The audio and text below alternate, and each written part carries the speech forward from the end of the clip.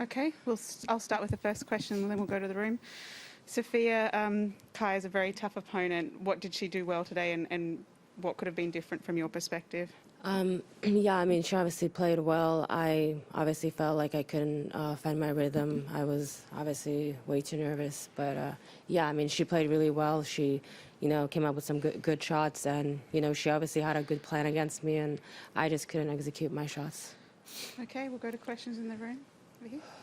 You said you were maybe too nervous. Like, why so nervous coming into this one? What, I guess, got you off balance? Yeah, I don't know. I guess it's like the outside pressure. But yeah, I mean, obviously I felt like really nervous. I haven't felt like my game for like, I don't know how long, but I haven't really felt my game so well. Even in my first round, I don't even know. Like, obviously, like I played well, but still, like, haven't been feeling 100% game-wise. So it's obviously tough. Sophia, you said after the first round about Kanepi and seeing her as your opponent, you were a bit, I guess, aware of what you've been doing, or a bit concerned about that match.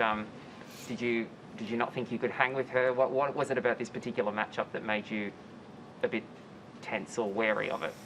I don't know, I guess since last year, like I won, and then obviously like I feel like everyone's like kind of expecting me to do that, and it's obviously tough, but yeah, I mean, I couldn't close it out. The first game I started off well, 15-40, couldn't close it out, was able to break back, I won all, but I don't know, I just felt like I obviously wasn't there, my head wasn't there, but obviously I'm not going to take any credit away from her. She played really well at those good points, and I had chances, I just couldn't take it, and I obviously know why, because like the nerves big time, it got to me. Okay, Matt. I mean, it's interesting you say everyone's sort of expecting you. There's so many big stars in women's tennis, and yet you felt like there was sort of a pressure on you specifically that you were expected to defend your championship. Yeah, I mean, yeah, I feel like everyone was always asking me, like, would you want to, like, do you possibly see yourself getting there, winning again? And obviously I said yes. I mean, but yeah, I mean, with the way I'm playing, no.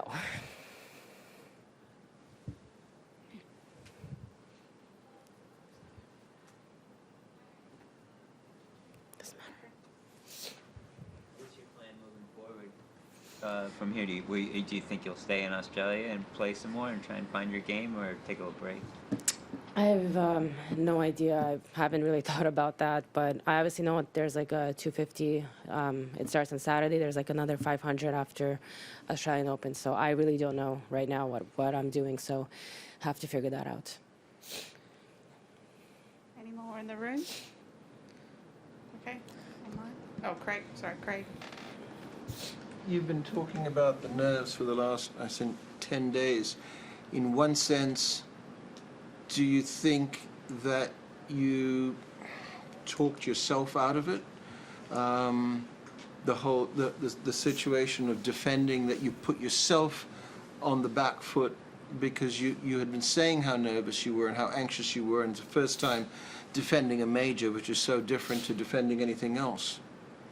Yeah, I mean, obviously I haven't experienced that, and I obviously felt like I'm not there 100%, physically, mentally, my game, everything just feels like really off. Obviously, it's not good, but I mean, I know I couldn't really, I guess, handle the pressure. I'm not obviously used to this, so right now, what's on my mind, I just got to figure out how to, play at that level that I played at, because like today and like those matches, it just hasn't been there, and it's weird. Like, I've been practicing for 2 weeks. Luckily I was able to practice and I felt fine in practice, so just couldn't do that in the game. Good online. Thank you. We'll move to online questions. Our first one from ESPN, Willie. Thank you. Sophia, you've described the nervousness and the pressure. Could you elaborate on just how different it feels to play here this year versus the way it felt last year for you? Well, obviously last year I felt like I was playing good. Obviously I was really nervous. I remember in Adelaide I was quite nervous, but I just came here. I didn't have really any expectations. I obviously wanted to do well. I knew that I was playing well. I started having a good run and everything, so it's not like I was ranked 100 and all of a sudden I won. I was like there, like, I don't know, top 20 or something. I don't even remember. But yeah, I just didn't put this much pressure on myself as this year. This year I put like a lot of pressure. I obviously felt like I was expected to do well, and obviously didn't. So that's the difference for me. Thank you. Our next question from the New York Times, Ben Rothenberg. Sonia, you after your title last year, you really backed it up pretty well. I mean, you won Lyon a few weeks after that. You came out after the resumption and made the French Open final. It seemed like everything was, in terms of being a slam champ, you were wearing that sort of badge pretty well. So I'm just wondering, when did the sort of pressure that you're sensing start to creep in? Was it just all about this trip to Australia? Was it in the off season, or when did you sort of get in your head about this? I'm wondering. I mean, yeah, Paris was well. I obviously I did put pressure on myself there, but not as much as here. I obviously, I guess for sure the Australia trip, I feel like that was like my eye, and that was obviously something that I had my eye on, and I knew I was going to have pressure. I knew I was going to, have like emotions, nerves, everything all together. So, for sure Australia, the Aussie swing definitely got me. Thank you, everyone. That concludes our press conference with Sofia Kenin.